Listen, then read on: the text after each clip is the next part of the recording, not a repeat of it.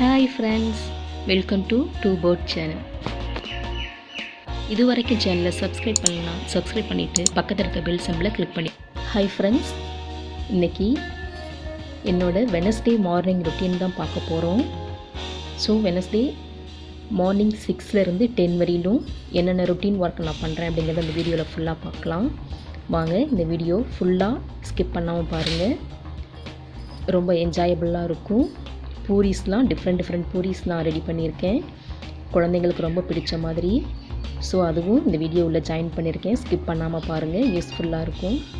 இப்போது மார்னிங் எழுந்திரிச்சு fresh up ஆகிட்டு பால்கனி டோர் கர்டைன்ஸ் எல்லாத்தையும் நம்ம ரிமூவ் பண்ணிக்கலாம். பாருங்கள், காலையில் 6 மணிக்கு வெளியில் எப்படி தான் இருக்குது. இவ்வளோ அமைதியாக சைலண்ட்டாக இருக்குது பாருங்கள். பக்கத்தில் ஒரு மரம் இருக்குது. இந்த மரத்தில் காலையிலேயே நல்லா குயில் சவுண்டு, காகம் எல்லாம் நல்லா கத்திகிட்டு இருக்கும். ஸோ அந்த சவுண்டு கேட்கவே ரொம்ப நல்லாயிருக்கும்.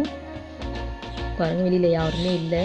லாக்டவுன் டைம் அப்படிங்கிறதுனால எல்லோரும் நல்லா தூங்கிட்டு இருப்பாங்க. 1-2 பேர் மட்டும் அப்படி வாக்கிங் போவாங்க. காலையில் எழுந்திரிச்சு வெளியில் ஒரு வியூ பார்க்குறதே ரொம்ப இன்ட்ரெஸ்டிங்கான விஷயமாக தான் இருக்கும். அதுக்கப்புறம் நான் வீக்லி பிளான் எடுத்து பார்க்குறேன். ஸோ இது ஆல்ரெடி நான் நம்ம சேனலில் போஸ்ட் பண்ணியிருக்கேன். ஃபுல் டீட்டெயில் வேணும் அப்படின்னா செக் பண்ணி பாருங்கள். டிஸ்கிரிப்ஷன் பாக்ஸில் லிங்க் கொடுக்குறேன். இப்போ வீக்லி பிளான் படி நான் வெனஸ்டேவுக்கு என்னென்ன ஒர்க் அப்படிங்கிறத டிக் பண்ணிக்கிறேன். டெய்லி எழுந்திரிச்சு நம்ம என்ன பிளான் பண்ணியிருக்கோன்னு பார்த்துட்டு அதுக்கு தகுந்த மாதிரி நம்ம ஒர்க் பண்ணோம் அப்படின்னா ஈஸியாக இருக்கும். ஸோ அதை தான் நான் இப்போ பண்ண போகிறேன். 1 to 10 காமன் ஒர்க். அந்த காமன் ஒர்க் என்ன அப்படின்னா நீங்கள் அந்த வீடியோ பார்த்தீங்கன்னா ஃபுல்லாக புரியும்.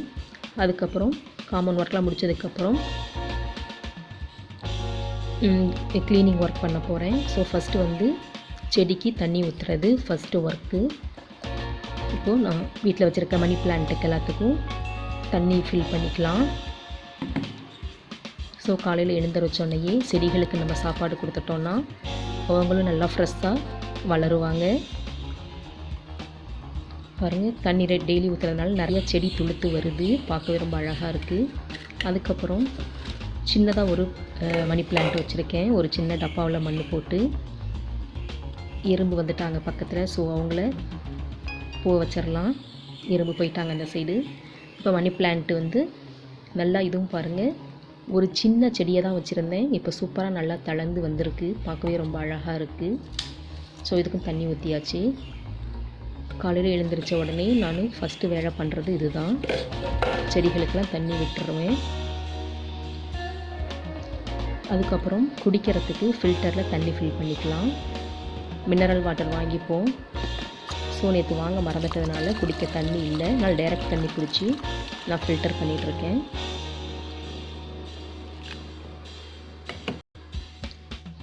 செடிகளுக்கெல்லாம் தண்ணி கொடுத்து அவங்களோட பசியை நம்ம போக்கியாச்சு. ஸோ அதுக்கப்புறம் நம்மளுக்கு தேவையான டீ வெரைட்டிஸ், டிஃபன் ஐட்டம்ஸ் இதெல்லாம் ரெடி பண்ணிடலாம். அதுக்காக நான் பால் வச்சுருக்கேன். ஸோ காலையில் எழுந்திரிச்சோடனே டீ குடித்தோம்னா தான் நம்மளுக்கு ரொம்ப ஃப்ரெஷ்ஷாக இருக்கும். டீ வச்சுருக்கேன். டீ கொதிக்கிறதுக்குள்ளேயே நம்ம பிரேக்ஃபாஸ்ட்டுக்கு தேவையானதை ரெடி பண்ணிப்போம். நான் பூரி சன்னா மசாலா பண்ணுறதுக்காக நைட்டே சன்னாவை தண்ணியில் உப்பு போட்டு நல்லா ஊற வச்சுருக்கேன். அதோட உருளைக்கிழங்கு வேக வைக்கிறதுக்காக தோல் சீவிட்டு கட் பண்ணி வச்சுருக்கேன்.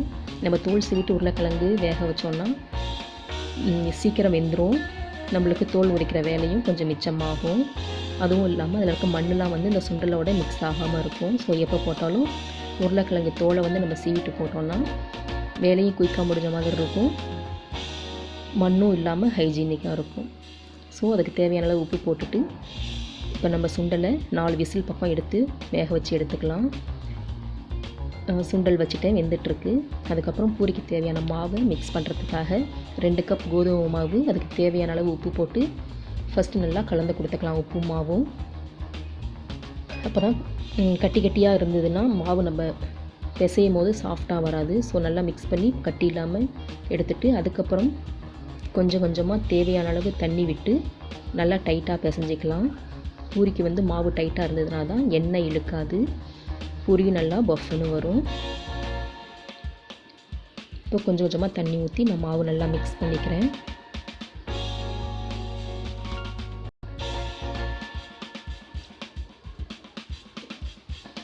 மிக்ஸ் பண்ணிவிட்டு காட்டுறேன். பாருங்கள், நல்லா மிக்ஸ் பண்ணியாச்சு. நல்லா சாஃப்டாக எப்படி வந்திருக்கு பாருங்கள்.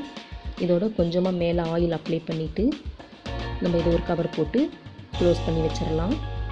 டீயும் ரெடி ஆயிடுச்சு. ஸோ டீ குடிச்சிட்டு அப்புறம் மீட் பண்ணுறேன் உங்களை. டீயெல்லாம் குடிச்சாச்சு. பசங்க எழுந்திரிச்சிட்டாங்க. ஸோ அவங்கள ஃப்ரெஷ்அப் ஆகிட்டாங்க. இப்போ பிரேக்ஃபாஸ்ட் ரெடி பண்ணுறேன். பிரேக்ஃபாஸ்ட் வந்து சரி குழந்தைங்களுக்கு பிடிச்ச மாதிரி டிஃப்ரெண்ட்டாக பண்ணி கொடுக்கலான்னு சொல்லிட்டு ஸ்டார் டிசைனில் டைமண்ட் டிசைன், ஹார்ட் டிசைன் அந்த மாதிரி ஒரு நைஃப் வச்சு கட் பண்ணி குழந்தைங்களுக்கு போட்டு கொடுக்குறேன். நல்லா லைக் பண்ணி சாப்பிடுவாங்க. ஸோ நீங்களும் ட்ரை பண்ணி பாருங்கள், டிஃப்ரெண்ட்டாக இருக்கும். இப்போது எண்ணெயில் நம்ம டிசைன் பண்ணி வச்ச பூரியை நல்லா பொரித்து எடுத்துக்கலாம். பாருங்கள் எவ்வளோ அழகாக வருதுன்னு பஃப்னு. பூரி மாவில் நான் எதுவுமே சோடா உப்பு அந்த மாதிரி எதுவுமே போடல. வெறும் நார்மல் உப்பு தண்ணி மட்டும்தான் வச்சு மிக்ஸ் பண்ணேன். பாருங்கள் எவ்வளோ ப்ளஃபியாக நல்லா வருதுன்னு சொல்லிட்டு. ஸோ இந்த மாதிரி மற்ற டிசைன்ஸ் பூரியெல்லாம் நம்ம சுட்டி எடுத்துக்கலாம். பாருங்கள் ஹார்ட், டைமண்ட், ஸ்டார் எல்லாம் ரொம்ப அழகாக சூப்பராக வந்துருச்சு. பார்க்கவே நல்லா இருக்குல்ல. அதுக்கப்புறம் பிரேக்ஃபாஸ்ட்லாம் முடிச்சுட்டு இருந்த பாத்திரம் எல்லாத்தையும் நானும் வாஷ் பண்ணி வச்சுட்டேன். சிங்க்கும் க்ளீன் ஆயிடுச்சு. ஸோ இப்போ stove cleaning, counter top cleaning, mixie இதெல்லாம் க்ளீன் பண்ணலான்னு சொல்லிட்டு மல்டிபர்பஸ் க்ளீனர் வந்து நான் ரெடி பண்ணி வச்சுருந்தேன்ல, அதை தான் இப்போ அந்த லிக்விடை தான் ஸ்ப்ரெட் பண்ணி விட்டுருக்கேன் ஸ்டவ் மேலே. இப்போ மிக்ஸியும் ஈரத்துணியால் அந்த லிக்விட் வச்சு நல்லா தொடச்சி விட்டுக்க போகிறேன். ஸ்டவ்வுக்கும் சேம் ப்ராசஸ் தான். இப்படி நம்ம க்ளீன் பண்ணுறதுனால நல்லா பளிச்சுன்னு இருக்கும். ஃபஸ்ட்டு ஈரத்துணி வச்சுட்டு ஃப்ளக்கெல்லாம் நம்ம எடுத்து விட்டுறலாம் க்ளீன் பண்ணும் போது. அதே மாதிரி சிலிண்டர் க்ளீன் பண்ணும் போதும் கேஸ் ஸ்டவ் க்ளீன் பண்ணும் போதும் சிலிண்டரை வந்து ஆஃபில் வச்சுருங்க. இந்த மாதிரி ஈரத்துணி வச்சு நம்ம நல்லா தொடச்சி விட்டுட்டு அதுக்கப்புறம் ட்ரை கிளாத்தை வச்சு நல்லா தொடச்சிட்டோன்னா ரொம்ப க்ளீன் ஆகிடும். இப்போ உள்ளார இருக்க அந்த பாட்டெல்லாம் நல்லா க்ளீன் பண்ணி எடுத்துக்கணும். சின்ன சின்ன பாட்டெல்லாம் ரொம்ப அழுக்கு நிறையா இருக்கும். ஸோ நல்லா கிளாத்தை வச்சு நம்ம நல்லா தொடச்சி எடுத்துக்குவோம். ஸ்டவ்வையும் இந்த மாதிரி ஃபஸ்ட்டு துணி வச்சு தொடச்சி எடுத்துகிட்டு அதுக்கப்புறம் சோப் லிக்விட் போட்டு நான் நல்லா க்ளீன் பண்ணிடுவேன். நான் ஃப்யூச்சரில் ஸ்டவ் டீப் க்ளீனிங் வீடியோவும் போடுறேன். பாருங்கள் ட்ரை கிளாத்தை வச்சு நல்லா தொடச்சி எடுத்துட்டேன். மிக்ஸி க்ளீன் ஆகிடுச்சு, நல்லா பளிச்சுன்னு இருக்குது. அதே கிளாத்தை வச்சு கவுண்டர் டாப் நல்லா க்ளீன் பண்ணிட்டேன்.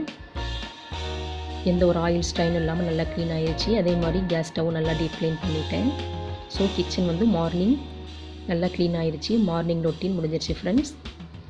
ஸோ இனிமேல் மற்ற ஒர்க்கை முடிச்சுட்டு லன்ச் ரெடி பண்ண போகிறேன். இந்த வீடியோ பிடிச்சிருந்தால் லைக் பண்ணுங்கள், ஷேர் பண்ணுங்கள், சப்ஸ்கிரைப் பண்ணுங்கள். Thank you friends. தேங்க்ஸ் ஃபார் வாட்சிங்.